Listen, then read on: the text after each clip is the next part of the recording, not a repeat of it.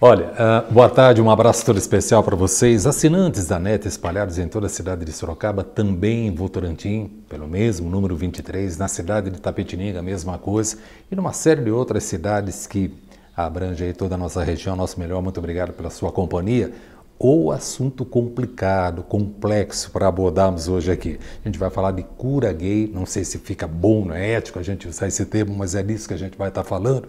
E por que nós vamos abordar esse assunto aqui? Olha, tem tudo a ver com uma decisão do juiz Valdemar Cláudio de Carvalho. Isso foi lá em 15 de setembro, então a gente está fazendo praticamente um mês, né, que aconteceu essa liminar, essa decisão desse juiz, e causou uma polêmica danada em nível Brasil e até para fora do país. O que a gente sabe é que o Conselho Federal de Psicologia já recorreu, tá, né, nesse instrumento de agravo, que a gente diz aí, ou agravo de instrumento, como preferirem, mas é uma decisão que cabe a eles, não nos cabe que a gente fala muito a respeito disso. Mas enfim, então a doutora Margarete Martins Marques é a nossa convidada toda especial, é disso que a gente vai falar, sobre as terapias, os tratamentos de um modo, né, geral, e como é que se lida com isso, tá? Quando a gente fala que um assunto é polêmico, é complexo, quanto mais se discute a respeito, muito melhor, porque aí é a chance, né, de dirimirmos aí todas essas situações todas, essas complicações todas, tá bom?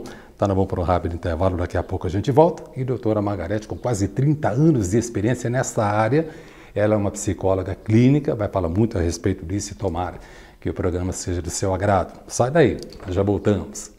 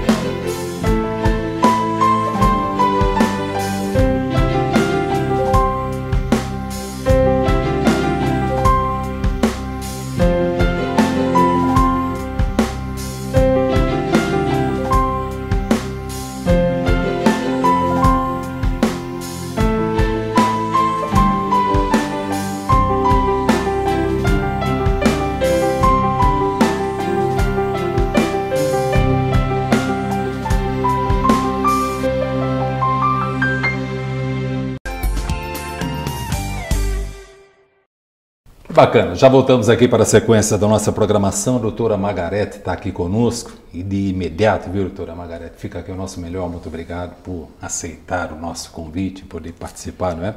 Nesse programa a gente fica muito feliz, porque aqui a gente desenvolve o seguinte propósito: prestação de serviço, orientação para quem está do outro lado, né?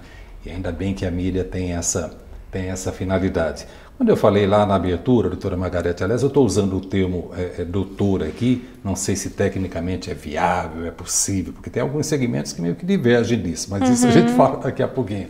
Mas eu quero dizer o seguinte: eu falava que o assunto é extremamente complexo e ao mesmo tempo eu dizia o seguinte: quanto mais se discute a respeito de um assunto polêmico, muito melhor. A gente vai tirando, né, as dúvidas das pessoas e outros conceitos vão se formando, e que bom que seja assim, não é?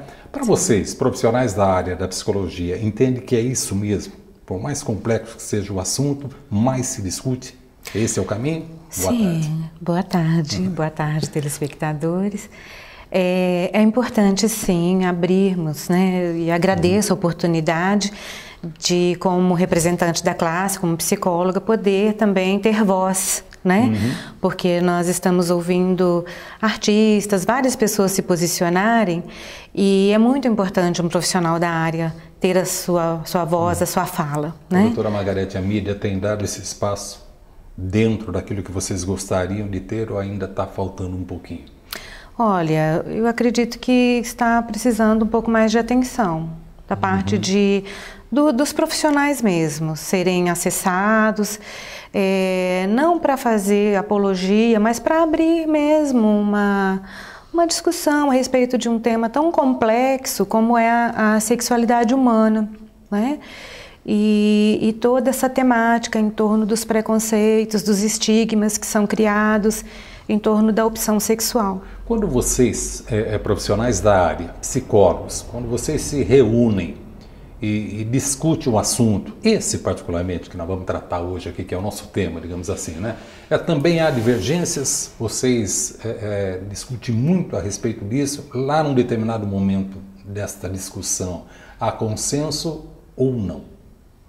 Olha, o consenso, pela nossa norma do Conselho Regional de Psicologia e o Conselho Federal de Psicologia... Vamos explicar isso? Nós temos um Conselho Regional, nós temos um Conselho Estadual, um Conselho Federal, é assim que a coisa Nós temos funciona? Vários conselhos regionais. Por exemplo, o Conselho 06 é o Conselho de São Paulo, 5 do Rio de Janeiro, 4 Minas Gerais. Temos vários conselhos regionais. O referência é o federal. E o Conselho Federal é o que normatiza e que regulamenta todos esses conselhos dos estados. Então, tem um regulamento já pré-definido e os demais conselhos os seguem, acho que é mais ou menos isso. Sim, isso. Que bom que seja assim, né? Neste caso, como foi uma polêmica e uma lei vinda de um juiz federal, o Conselho Federal... Está falando lá de 15 de setembro. Que está regulamentando, que está entrando com a sua fala, com o seu posicionamento. O que eu achei estranho, eu falei na abertura que a gente não ia discutir muito a respeito disso, né? Deixa lá para os catedráticos da vida aí. Mas a resolução, pelo que eu li, ela é de 99. Meu Deus do céu, olha quanto tempo durou para alguém tomar iniciativa por conta de alguns psicólogos que buscaram o juiz. Não sei nem se o juiz está capacitado para isso, mas ele ouviu as ponderações daqui e de lá e tomou a decisão. E jogou essa polêmica toda aí, né? Complicado isso, né? É complicado. Mas respondendo à sua pergunta, os psicólogos, nós sempre participamos em grupos de estudos, cursos. Então, o tema sexualidade humana, ele está sempre presente, porque nós estamos falando, quando a gente fala de sexualidade humana, nós estamos falando de identidade. Né? De identidade, a pessoa, assim, como ela se reconhece, como ela se percebe enquanto ser. Então, é muito mais do que reduzir ao sexo, a uma definição de gênero, como a pessoa é, como ela se percebe, a existência dela. E isso precisa ser respeitado. Essa identidade de gênero, ela é diferente de uma orientação sexual? Então, essa questão cura gay, que foi muito colocada, essa expressão, que eu acho um pouco... Não, empobrece, é vulgar, empobrece, estigmatiza demais, cria um preconceito muito grande. Acho que teria que ter muito cuidado, muita parcimônia, muita cautela no referente a isso, porque é uma gíria que invalida exatamente do que se trata e a complexidade do tema. Particularmente para quem está vivendo a situação. Exatamente. Ou seja na condição de paciente, ou seja na condição de orientador. Exato. Então, acho que é estigmatizante, é muito... invalida o sofrimento e tudo que acontece por trás dessa questão da identidade, né? O que está sendo, você quer abordar um pouquinho o que está sendo tratado? Porque o que está sendo tratado... Então, mas aí fica quase que inevitável, doutora Margarete, eu lhe fazer a seguinte colocação.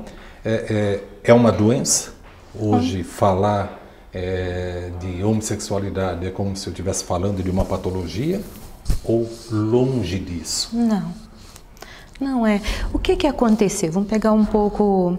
Em 1990, a Organização Mundial da Saúde, né, ela eliminou essa patologização do gênero, da identidade de gênero, da escolha. Então, a homossexualidade, até então... era estigmatizada pela própria organização. Deixou de se tratar como se fosse uma doença. Isso, e em 99 foi desenvolvida essa lei pelo nosso Código de Ética, realmente eliminando pelo enunciado dessa lei, eliminando qualquer ação que fosse estigmatizante ou rotulante, que fosse classificar ou se propor a tratar como doença a questão relacionada à escolha, à opção sexual, como homossexualidade. Eu não quero discutir aqui se o Conselho tomou a decisão mais adequada para a época, até porque já tem muito tempo. Sim. Mas me pareceu que houve um certo consenso por parte da classe. Sim. O que acabou balizando, inclusive, a decisão do Conselho Federal. Sim. Então ela veio forte. Uma resolução que veio sustentável, muito digamos clara, assim. Muito clara. Muito concisa. E agora entrou essa polêmica em função de uma solicitação, né, de uma determinada profissional, né? Tá, isso vai interferir na postura, no procedimento de vocês profissionais, ou você não acredita que isso aconteça? Olha, essa questão, o que que acontece nos bastidores de um trabalho terapêutico? Sempre aparece, quando o cliente vem para você, você não sabe qual é a queixa, você se abre para a queixa do cliente. Cada caso é um caso aí, Cada caso é um caso, e muitas vezes vem a questão da crise de identidade, de quem eu sou, como eu sou, porque justamente pelo estigma e pelo preconceito com relação à orientação sexual, as pessoas têm muita dificuldade de aceitação desse impulso, da própria opção sexual. Então, muitas vezes, esse tema ele aparece em consulta terapêutica depois de um certo tempo, porque vai um tempo. A própria pessoa nutre, muitas vezes, um preconceito pelas inclinações que está vendo. E também por ver um prenúncio aí de um sofrimento psíquico, se sentem mesmo vitimizados socialmente. O paciente, né, traz essa carga. Paciente, muitas vezes, tem de vários casos assim. Então, vai um tempo até a pessoa assumir, olhar. Então, a própria opção é muito sofrido. O que eu posso colocar é que é muito sofrido. Aí vira uma ajuda por parte do profissional? Sim. É tudo que o paciente precisa, na verdade, nesse momento? Acolhida, aceitação, né? Eliminação desse preconceito, porque muitas vezes eles mesmos se julgam. É um sofrimento muito grande. Então, o que precisa? É ter esse continente no setting terapêutico que possa possibilitar a vivência livre de estigmas, de rótulos. Doutora Margareta, na medida que a senhora vai fazendo as colocações, as perguntas vão, e imagino que isso seja na cabeça também de quem está do outro lado lá, né? É assim, a senhora falou crise de identidade. Isso não tem um tempo determinado para aparecer, né? Não. Fica a impressão de que quando é criança, quando é adolescente, por ele estar mais vulnerável ou ainda indeciso, inseguro, né, com relação ao caminho que ele vai trilhar, independente, não estou falando só da questão da sexualidade aqui, mas em todos os outros setores, o jovem, o adolescente, ele tem um pouco mais de dificuldade. Mas é isso mesmo? É nessa fase que a crise acontece com mais incidência ou também depende disso? Sim, na adolescência é a fase realmente da escolha propriamente dita. Só que o ser ele não se forma na adolescência. Todas as questões, conforme a psicanálise, que é uma construção teórica forte, inquestionável do desenvolvimento psicossexual do ser, né, do ser humano, nós passamos por vários estágios na infância. Vou falar um pouquinho para poder chegar na adolescência. Entendi. Né? Então, segundo a psicanálise, não vou teorizar aqui, só vou citar a fase oral, inicial, anal, fálica e a fase genital. Vamos colocar assim em 4 tópicos básicos, sem aprofundar. É o básico mesmo. Então, o que é isso? O que o Freud colocou, né? Partindo da psicanálise? A energia sexual, que é a libido, a energia psicossexual, ela percorre o nosso corpo. No início, está mais na zona oral, né, do bebê, com o ato de sugar, né? E todo o bebê reconhece o mundo pela boca, né? Essa fase oral ela é muito importante. Depois migra a energia sexual, a libido, ela migra para a região anal, que aí toda a conotação a partir dos 2 anos, viu, papai e mamãe, né? Muito então, cedo, o primeiro não? ano não? até o 2º ano ainda é classificado como fase oral.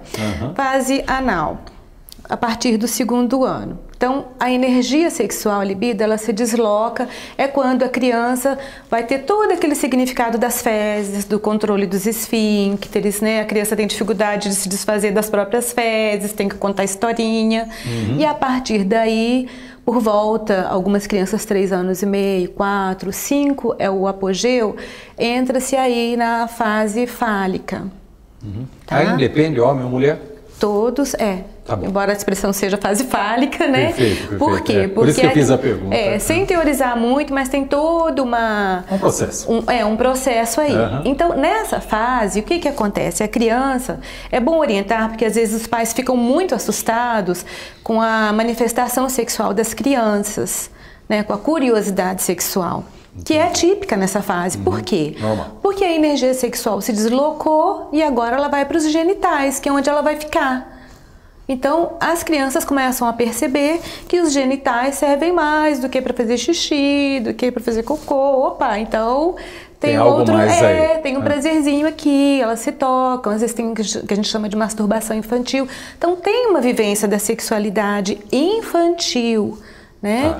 Em termos de prazeres infantis. Estamos na segunda fase. Na terceira fase. Já estamos na terceira? Tá bom, então, todas essas influências, todas essas vivências da criança são norteadas por influências. O tempo todo nós estamos sendo influenciados. Aquilo que a gente traz e o que é influenciado no lar, principalmente pelas figuras parentais, pai e mãe. Tá. Né? Ou cuidadores que é quem convive principais. Ali, né? Passa mais tempo ali, né? Isso. Ou, e também as escolas, o meio social. Mas primordial é pai e mãe, né? Então, todas essas vivências, se feitas naturalmente e de uma forma tranquila, a libido vai transcorrendo até chegar à adolescência, né? Depois a criança entra numa fase de latência, que a gente chama, né? A partir dos 7 anos, mais ou menos, em diante. E aí, na adolescência, volta de novo, claro, as mudanças corporais, então suscitam novamente no ser todas as questões da sexualidade, que é quando vai ser consolidado, e aí a gente coloca da formação da identidade. Então, eu ia usar exatamente esse termo. É exatamente aí, nessa adolescência, digamos assim, que se consolida, que se define. A opção sexual, ela se faz na adolescência. Acontece, vez ou outra, nas fases anteriores, a criança já, de repente, mudar e começar a rejeitar determinadas coisas. Sou uma mulher, mas não me adapto a isso. Isso acontece? Não. Então, acontece. Qual é o cuidado que nós temos que ter? Não rotular, não estigmatizar as crianças. Por quê? Ela está em fase de formação. Nada que você afirma com relação a uma criança pode ser um rótulo, um estigma. Nada é duradouro também. Né? Nada. Então, como é um ser em formação, ela está sofrendo muitas influências. Então, a formação da consciência mais plena, mais ampla, Piaget mesmo fala, na faixa dos 13, 14 anos, é que entra realmente o período aí do raciocínio abstrato, né, da evolução, realmente quando o adolescente começa a questionar o mundo, questionar mais profundamente a si mesmo. Então, isso tudo tem um significado. As teorias, elas servem para nos nortear, para a gente compreender melhor o desenvolvimento, né? Mas temos que ter cuidado porque existe todo um processo subjetivo do ser. E a prática pode contrariar também isso tudo, né? O próprio Freud, ele coloca, ele não é categórico, ele diz que tem a força do ego, existe algo no ser que vem dele e que ele não tem explicação, ele não foi radical. Então, assim, tem a formação parental, as influências familiares, social, mas tem algo que é do ser, que vem com ele. Então, às vezes, crianças passam pelas mesmas experiências e vão viver, e vão desenvolver personalidades distintas, atitudes, modos de ver a si mesma e a vida de formas distintas. É uma série de variações aí, pelo que a gente entendeu, né? Doutora Margareth, a senhora falou das possíveis influências. E aí tem o meio, familiares, daqui a pouco escola e outros segmentos todos. Aí vai depender de cada um, né, em que momento ele convive com esse ou aquele segmento. Mas a gente está saindo rápido aí para o intervalo, eu só vou deixar uma colocação. Tem uma influência que ela é mais constante, né? De repente essa criança vem para um meio onde tem mais irmãs do que irmãos, ou de repente não tem. Aí tem mais, enquanto referência, a convivência com a mãe do que com o pai, ou contrário disso, né? Muito então a pergunta é bem essa. Se é a questão familiar que influi mais, ou é quando essa criança sai, que vai descobrir esse mundão aí que pode ter alguma alteração no seu encaminhamento. Mas é um assunto para daqui a pouquinho, tá bom? Nós vamos tomar uma água aqui, tomar um café também, que ninguém é de ferro, né? E a gente já volta na sequência da nossa programação. Continue conosco.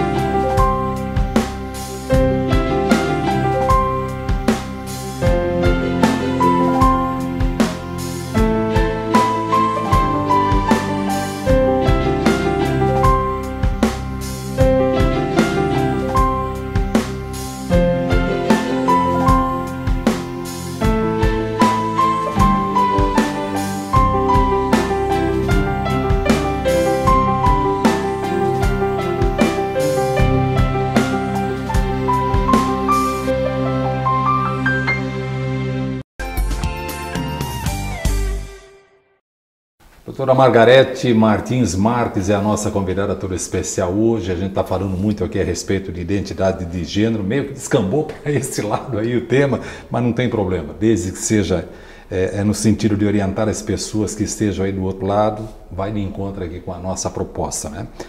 Doutora Margarete falava a respeito das fases, nós paramos na 4ª fase, que é aquela fase que meio que conclui, que define tudo.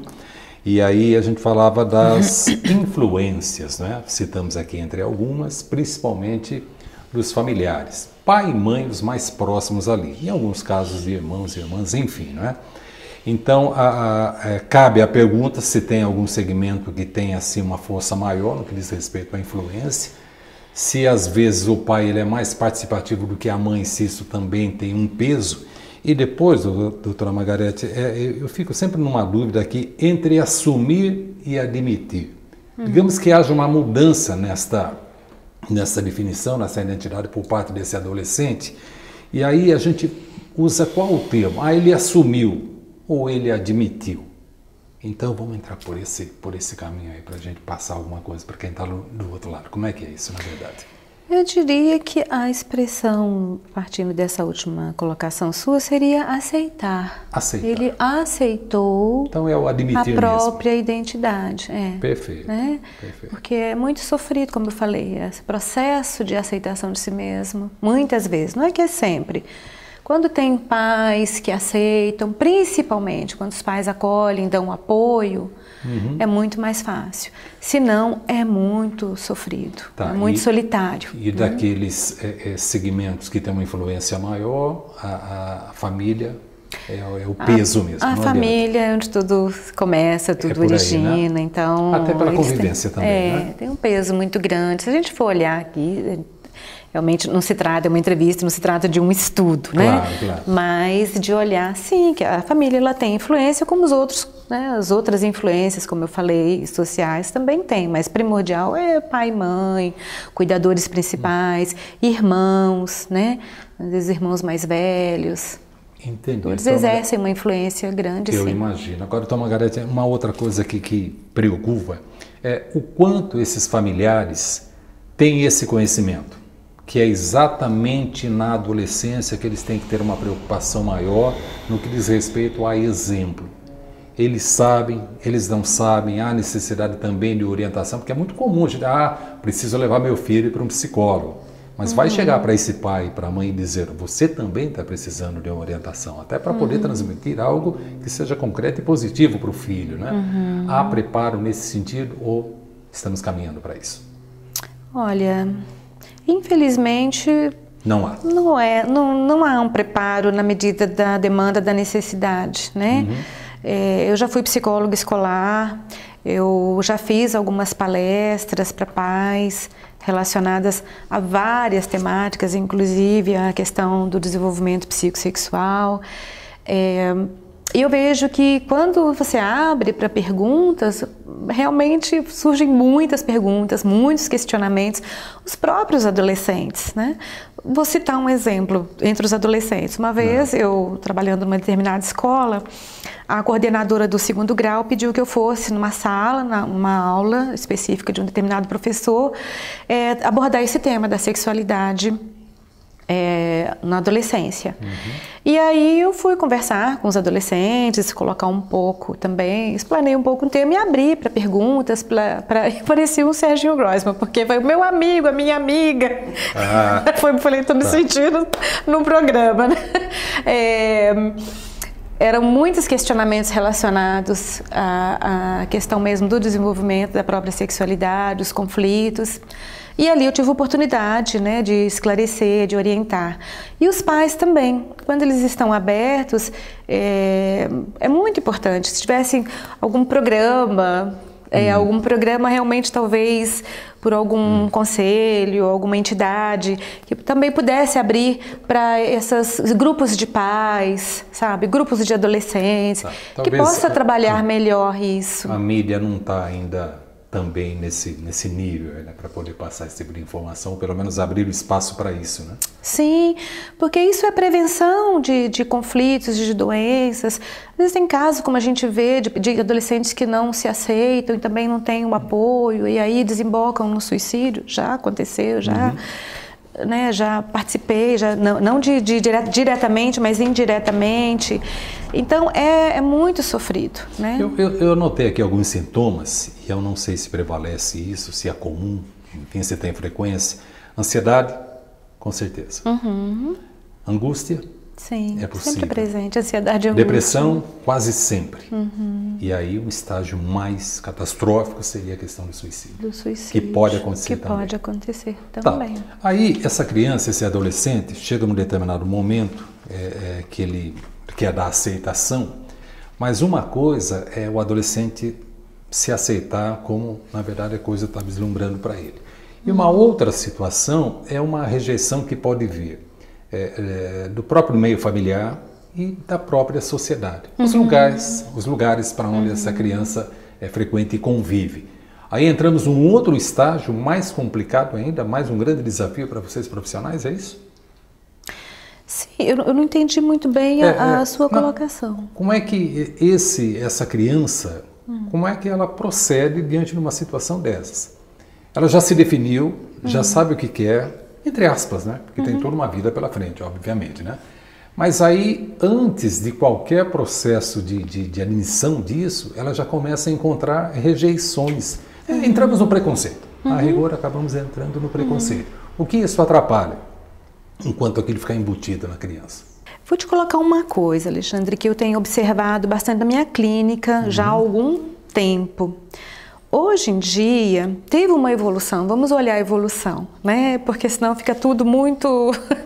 Teve uma evolução. Na nossa época, os conflitos de identidade sexual era uma repressão muito grande, não era permitido falar, tudo era encoberto, e tudo encoberto, né? Então era muito mais angustiante, muito mais sofrido.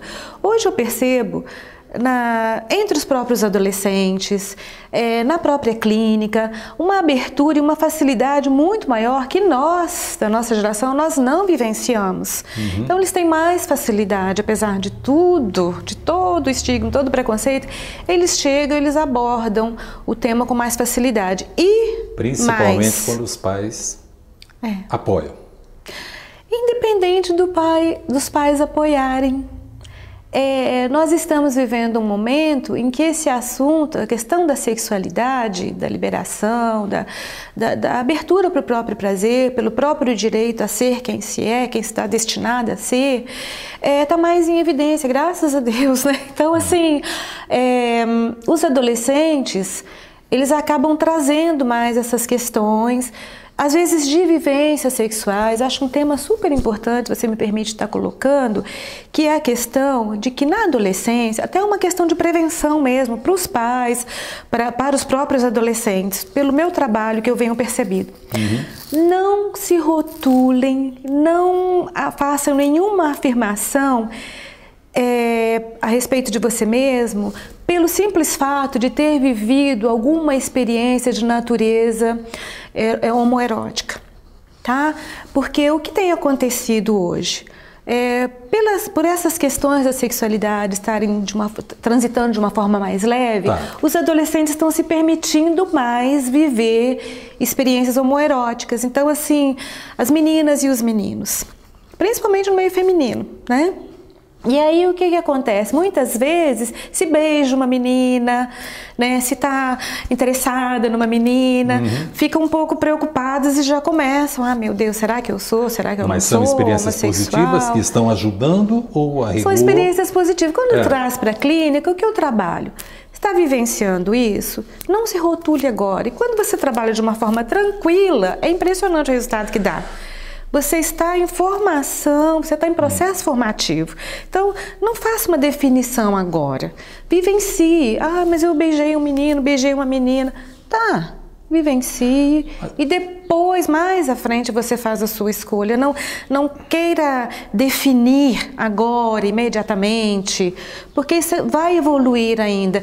E aí, a hora que eu trabalho dessa forma, no sentido de tranquilizar, o que eu percebo é que muitas vezes eles ficam, aquela excitação, aquela ansiedade, a angústia gerada pela própria experiência, aquilo diminui.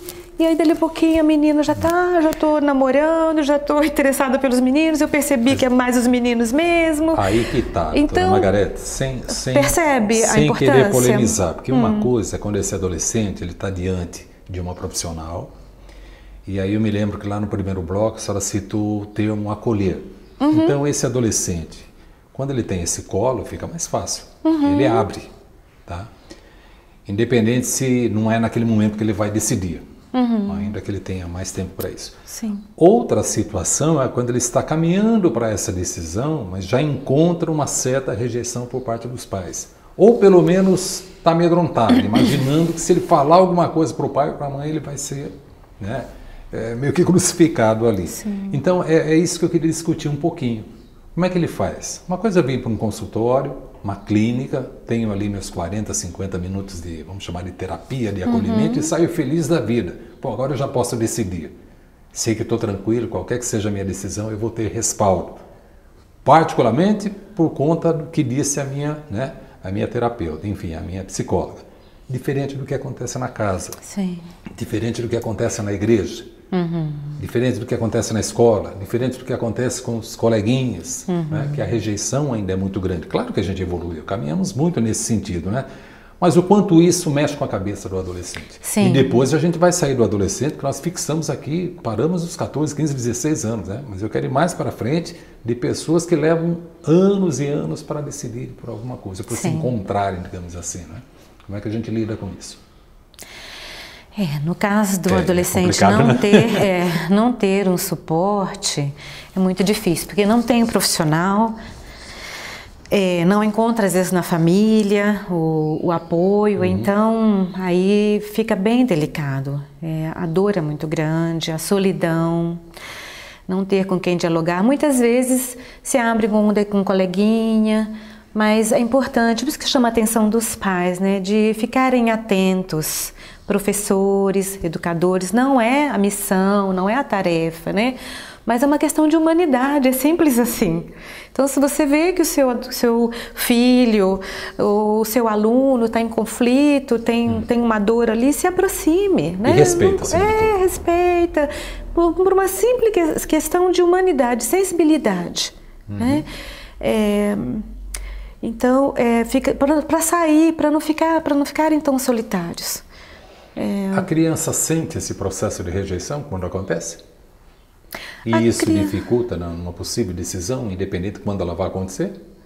A criança sente tudo, né? A criança percebe tudo. E é por conta disso mesmo, pela faixa etária, que fica mais suscetível assim ou não? Olha, como eu falei, na infância, a criança está com o seu inconsciente totalmente aberto, principalmente na primeira infância, que é de 0 a 7 anos, ela está captando tudo, ela está realmente absorvendo todas as influências e aquilo vai definir, vai realmente influenciar muito na própria formação. Agora, como eu coloquei, decisão, opção é mais à frente. As crianças, elas sofrem angústias, ansiedades, só que nessa faixa, ela não tem ainda, como eu falei, uma opção sexual formada. Ela não tem. Eu já atendi adultos que definiram, fizeram sua opção sexual, pessoas que já foram casadas e assumiram a própria identidade homossexual, pessoas que não foram casadas e assumiram também sua identidade já na maturidade, né? Mas sofreram muito, porque negaram muito a si mesmas. Posso dizer que isso tudo está muito relacionado às experiências que são vividas pelas pessoas, Sim. Particularmente do adolescente? Sim. Só que o adolescente, obviamente, ele tem menos experiências do que uma pessoa com um pouco mais de idade. Então, essa experiência vai ter uma influência quase que fundamental nisso. As influências eu falo sempre que a adolescência é a segunda chance que a gente tem. A primeira é na infância, é verdade. Só que nós estamos muito à mercê, né, das influências, a gente não tem voz. A criança, como eu falei, ela capta tudo, ela sente tudo, mas ela não consegue dar voz a muita coisa. Muitas coisas sim, mas a muitas não. Agora, na adolescência, não. O adolescente, ele já está um outro estágio de desenvolvimento, ele consegue dar voz a si mesmo. Doutora Margarete, até pela complexidade do assunto que nós estamos abordando aqui, acho que cabe a seguinte colocação. O quanto a psicologia contempla e dá respaldo suficiente para os profissionais lidarem com isso. Eu estou falando de especializações, né? Na medicina a gente sabe que é bem isso. Eu saio enquanto um clínico geral e depois eu tenho um universo aí de opções que eu, de repente, busque, né? Me identifico mais com esse ou aquele segmento e é nisso que eu vou me aperfeiçoar, me aprimorar, né? A psicologia hoje está contemplando, porque a gente está falando aqui de sexualidade humana, que me parecer que não deixa de ser uma especialidade dentro da área da psicologia, né? Então vocês estão recebendo, e aí eu não sei de quem é a responsabilidade, talvez dos conselhos aí, regionais, municipais, enfim, estaduais, né, federais, o respaldo suficiente, o conhecimento suficiente para transmitir isso para os pacientes e vocês? Ou estamos ainda meio que engatinhando nesse aspecto? Nós temos o respaldo falando dos órgãos de classe. Respaldo é conhecimento mesmo, ferramenta. Bom, aí depende muito... A psicologia não tem muito de ferramenta prática, é muita questão teórica nisso. O que eu posso te dizer é, o profissional, quem faz o profissional, muitas vezes é ele mesmo. É a sua própria busca. Mas é por conta da vivência do que é trazida do paciente? Por conta da vivência e pela própria busca. Nós, como terapeutas, nós temos... O estudo. Não só o estudo. Faz parte da nossa formação enquanto psicoterapeutas fazermos a nossa própria terapia. Porque como você se propõe a ajudar outros, você não se conhece. Você conhece seus limites? Você conhece as suas regiões sombrias? Como você lida com isso? Ou você fica sempre na máscara? Então, nós profissionais, nós temos um compromisso número 1 conosco mesmo, com nós mesmos. E aí sim nós podemos ajudar o outro. Então, faz parte da formação do psicoterapeuta, primeiro, fazer o próprio processo. Não só frequentar uma faculdade, né? Mas assim, fazer cursos de formação, especialização, de aprimoramento, participar de grupos de estudos, leituras. Então, é um comprometimento muito forte, assíduo consigo mesmo, né? Na sua formação. Paralelo a isso, vem a nossa própria vivência e a nossa própria sabedoria interna. Isso é um conjunto de informações. Então.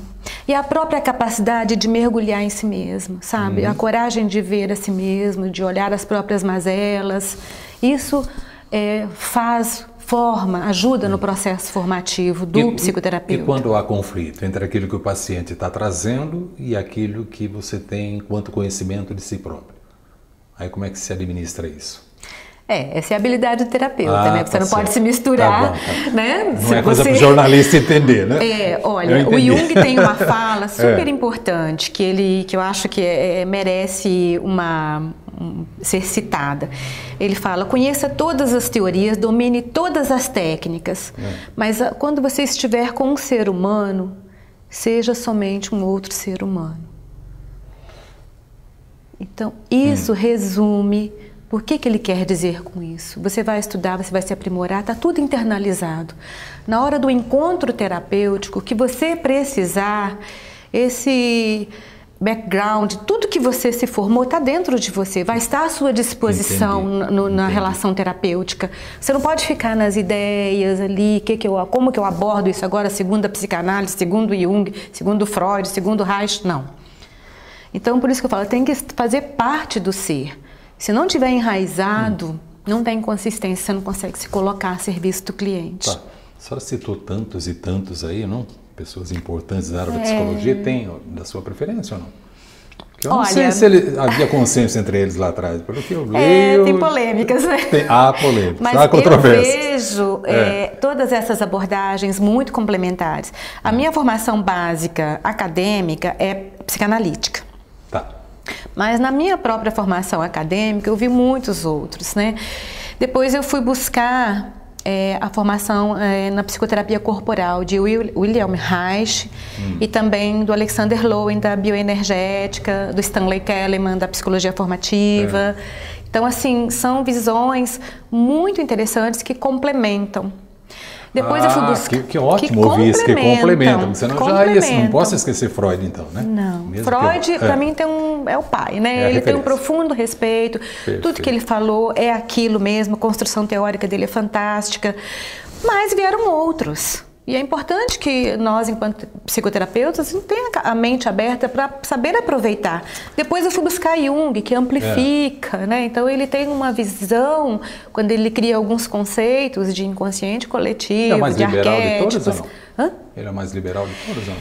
O Já Jung, ouvi esse tipo de colocação e fiquei meio na dúvida. Ele é o mais liberal. Do ponto de vista da sexualidade, eu diria que é o Reich. Porque ele partiu... Você vê, o próprio estudo do corpo, né, ele já amplifica bastante essas questões da sexualidade. Ele tem uma construção teórica, em termos de análise do caráter, fantástica. O Jung, ele vai para uma dimensão mais subjetiva, mais profunda, em termos dos arquétipos da energia psíquica, e ele coloca que nós estamos imersos no inconsciente coletivo, não só o inconsciente pessoal.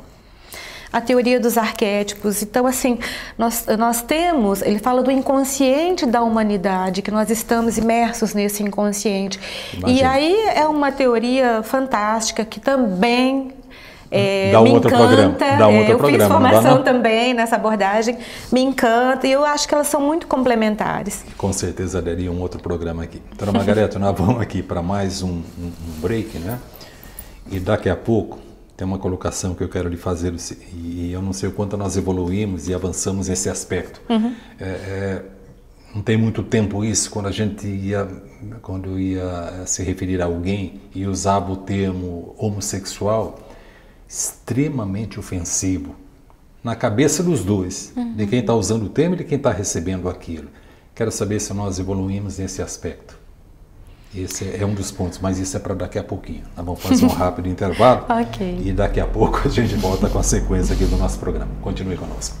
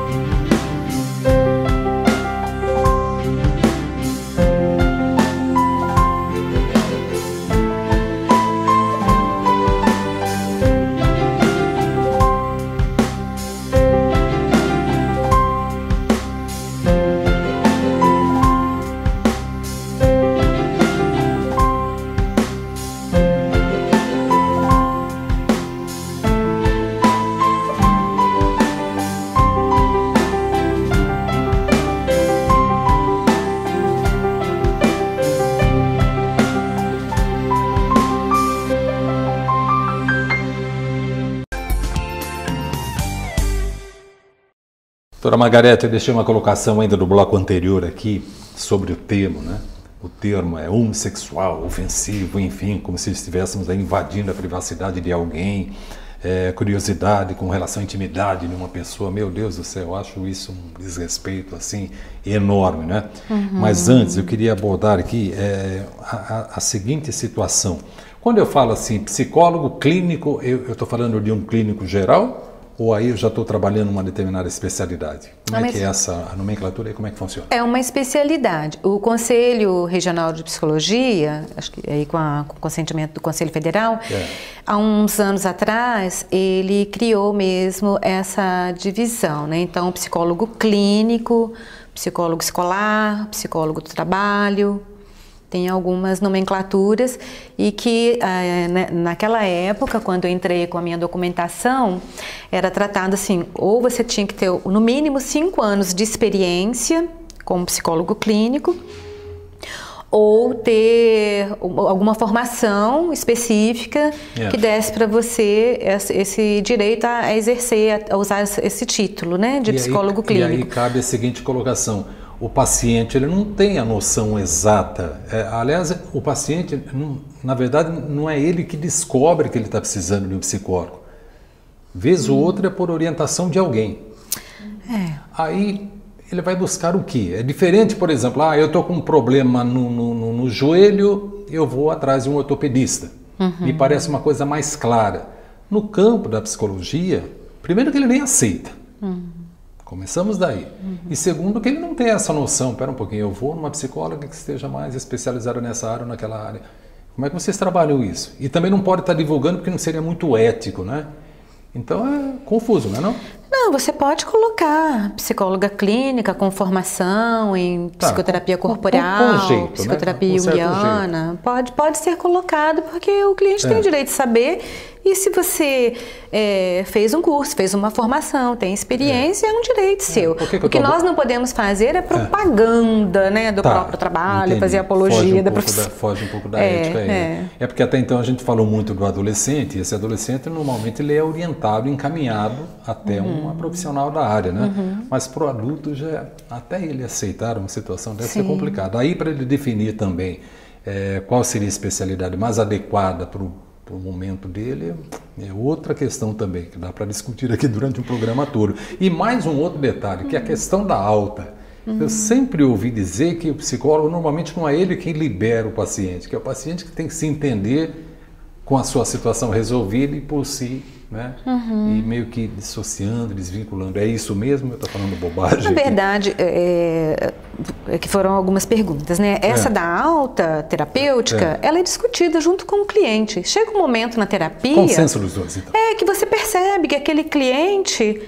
ele já está no momento de bater asas e voar mesmo, sabe? E a gente não pode ficar mais como muleta ou prendendo a bengala do cliente. Não é saudável isso. Entendi. Né? Nós trabalhamos para o cliente ter autonomia. Agora sai do ninho, bate asas. E isso é muito sentido dos dois lados, tanto do cliente quanto do terapeuta.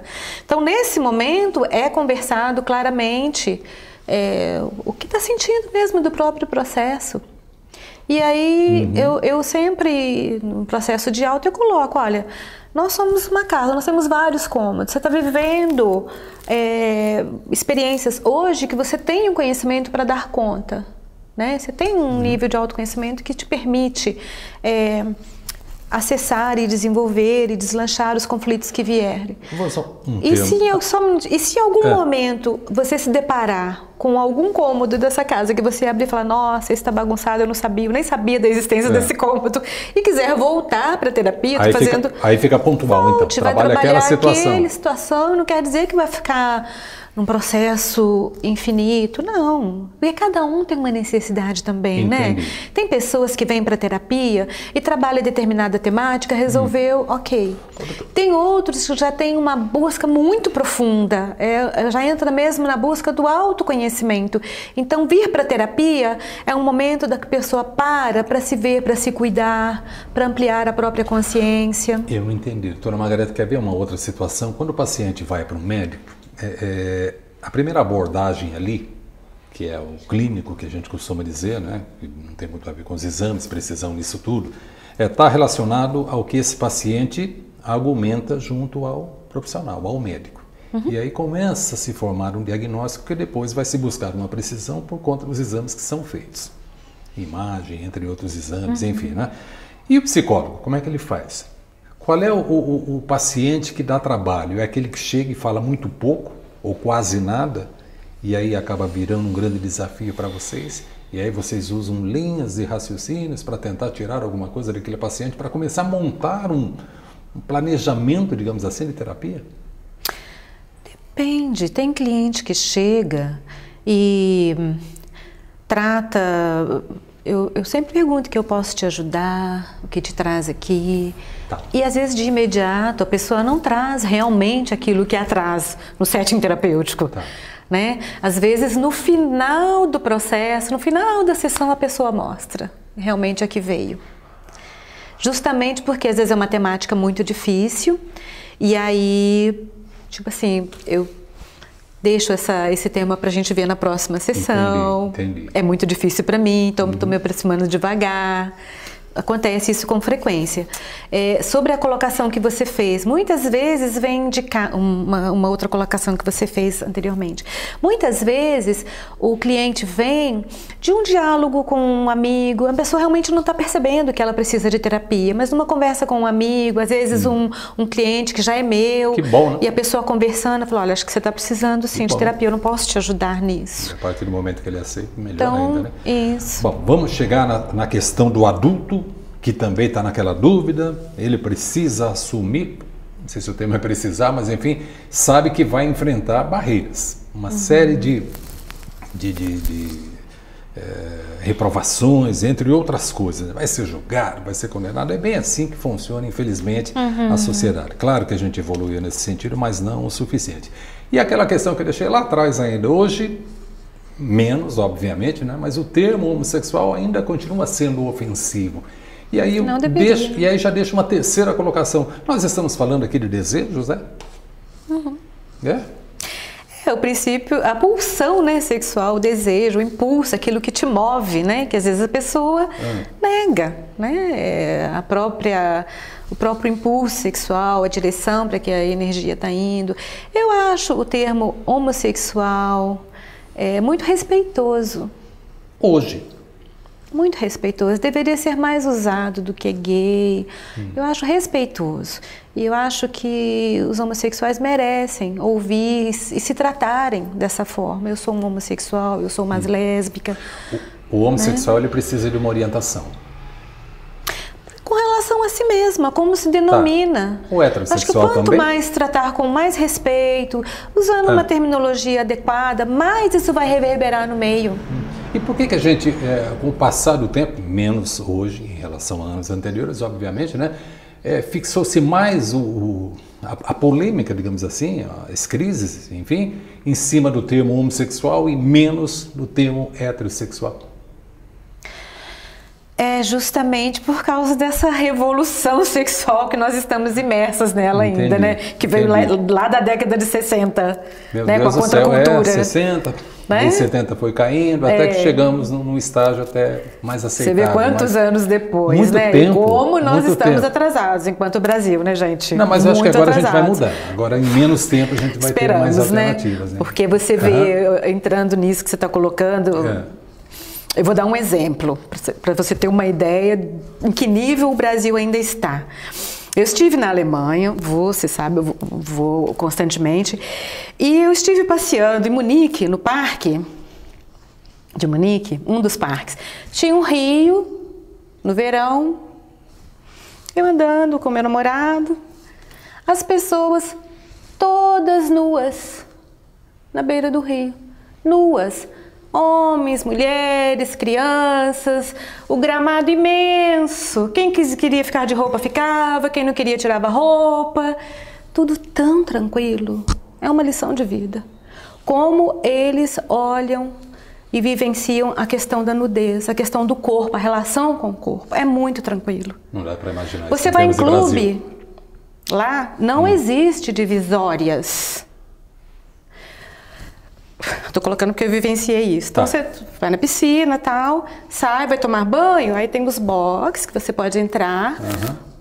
Tudo aberto dos lados, as pessoas transitam, homens e mulheres podem tomar banho ali, crianças, todos nus, tiram suas roupas, não tem esse negócio de vou ficar de biquíni, Não, tiram suas roupas, tomam seus banhos, saem do box, se secam, põem suas roupas tranquilamente. E as pessoas transitando nas laterais.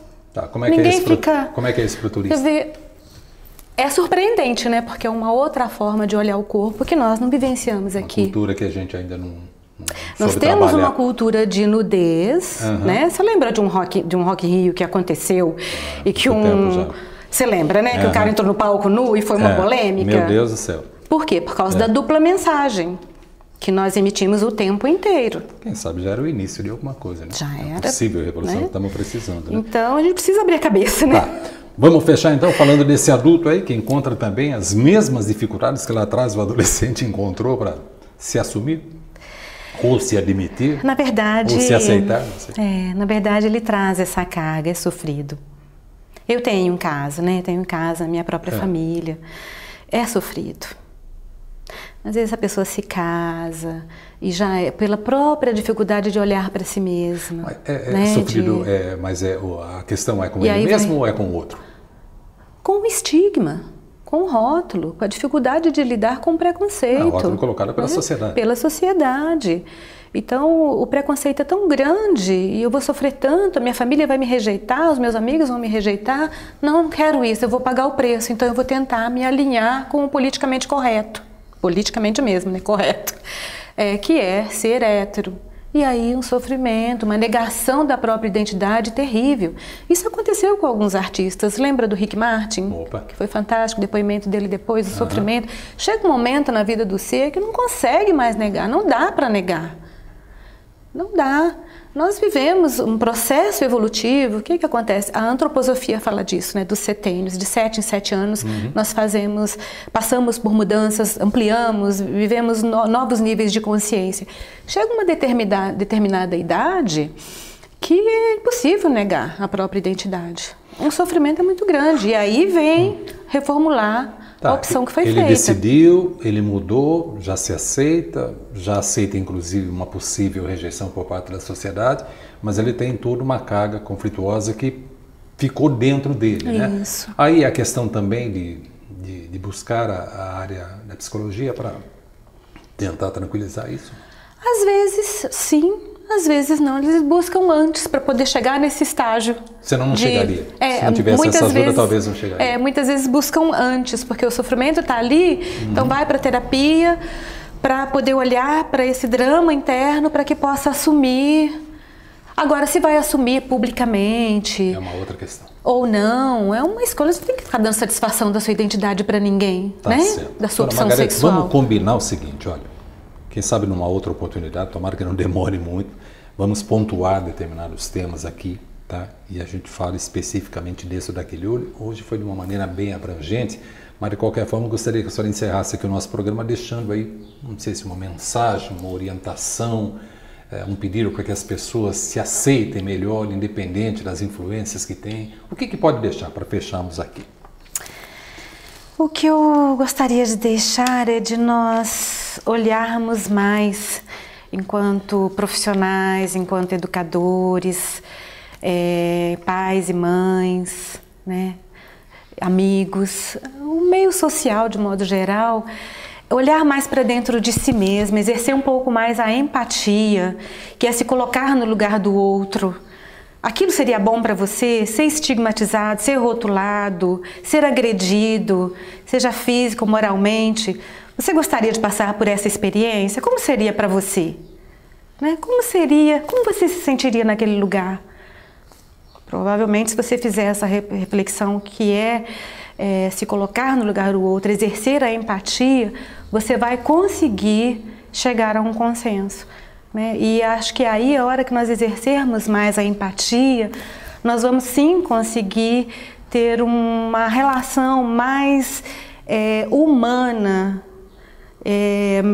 mais empática, mais humana. Né? Acho que nós estamos precisando, acima de tudo, de humanidade.